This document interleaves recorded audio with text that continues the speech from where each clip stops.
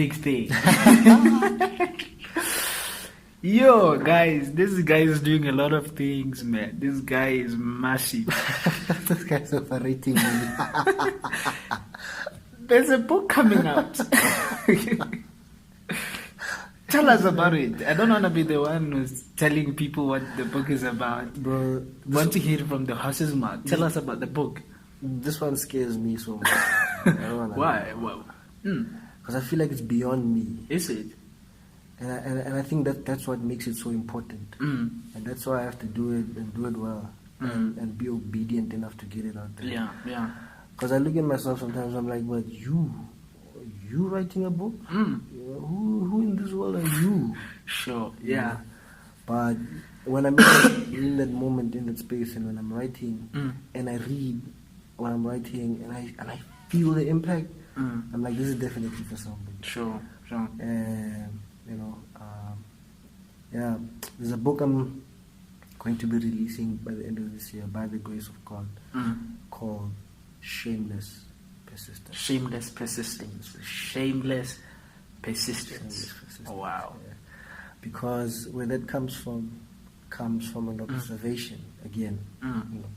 So you're very observant, eh? I try to be very conscious and not just float my way through life, but be conscious of where I am, what I'm experiencing, people around me.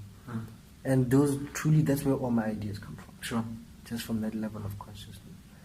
So shameless persistence comes from an observation of how, as young people, including myself, how we quit things, not because they are too difficult or because it gets overwhelming, attempting it gets overwhelming, but there is a time where you start to abandon the important things in your life, the things that you want, that you aspire to get, where you abandon, essentially I could even say you can abandon your destiny because of what you think other people are thinking. Yeah. And that's where the shameless element comes Sure, from. man.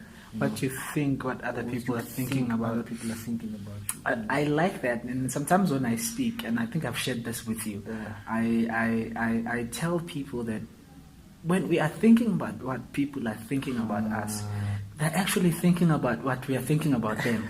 So we're just wasting our time and stopping ourselves from achieving our dreams because we think people think certain things while they are thinking about what we think. It's so complicated, but anyway, tell us about the book. Where does the title Shameless Persistence come from? Shameless persistence, just as I shared with you now, how it is important to not put a lot of focus on pleasing people and doing things to be accepted, because essentially that is a challenge we face as young people. Everything we do requires some or other acceptance, some or other. We sort of like subtly ask for permission to be great.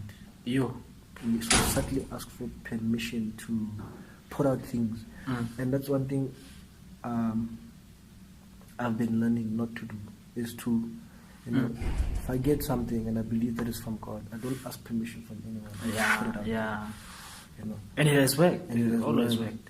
And also, most of the lessons have come from my journey at Leeds, trying to conquer the edge, and trying to get my degree. Yeah. It's been very tough, and there's been instances where it's been very shameful. That you're failing, bro. Like you're literally failing. Oh, yeah. And is it because you're stupid? Is it because you're not serious? Is it because you're not dedicated? Is it because you're not good enough? And you become shameful, and you contemplate just putting it aside. And maybe this is not for me. Let me try something else. And having looked back and reflected and seeing the things that I've overcome, and some of the years that I had failed and overcome them. And right at this point, I'm in my final year. I would have never thought that I'd be in my final. But like, it's still a dream. This whole year has just been grace. Yeah. It has been a dream. And I've just been living under grace this year.